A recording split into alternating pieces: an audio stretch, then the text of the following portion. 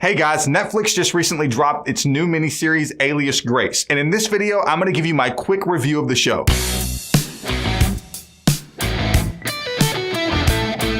Hey guys, welcome to the channel. My name is Ryan. I review movies to help you manage your expectations so you're not left disappointed. And if you haven't already, why don't you go ahead and hit that subscribe button in the bottom corner of the screen so you don't miss anything along the way. So now that I've seen the show, let's talk about it a little bit. So Alias Grace is the fictional account of an actual person named Grace Marks. She was convicted of murder around 1840 up north in Canada, and the story begins with Grace having a conversation with Dr. Jordan. Now, Dr. Jordan's sole purpose in the show is to evaluate Grace and try to determine whether she has lost her memory of those tragic events or whether she is simply telling him exactly what he wants to hear. So here's what you need to know. The show is not the suspense mystery I once expected it to be. It also doesn't have the same amount of horror elements I once thought they would have. I think there are two scenes in the entire series that really butt up against the horror genre. This show is really all about getting inside of Grace's head. So at times it can feel a bit slow, but that pacing is vital to the story they want to tell.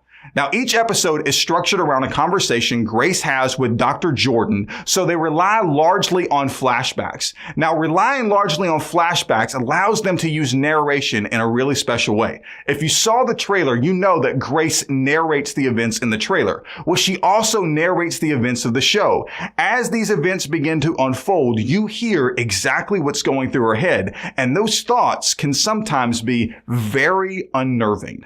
Now, what really makes this show work is Grace's personality, because you see, it's not about the events. It's not about whether she is guilty or whether she's innocent. It is all about what was going through her mind at the time. Is she just a murderer, or can she honestly not remember the events that happened that night? Now, you would think as an audience member that we would have the answer to those questions, but the director does a great job of concealing that even from us. At no point does he ever reveal his hand. I mean, there are times where you're watching the show and you're listening to a conversation between Grace and Dr. Jordan, and she will seem perfectly normal. And then she will say something that is highly intelligent, very articulate, and remarkably callous, and it completely knocks you off guard. And I have to give the actress Sarah Gadon credit for that, because she added a depth to this character that left you engaged from start to finish. I mean, there are times where you're watching Grace in her jail cell and she adds a bit of an edge to that character. And it forces you to ask the question, why is that edge there? Is it simply there because she's in prison for something she doesn't remember doing? Or is it there because she's really a psycho at heart?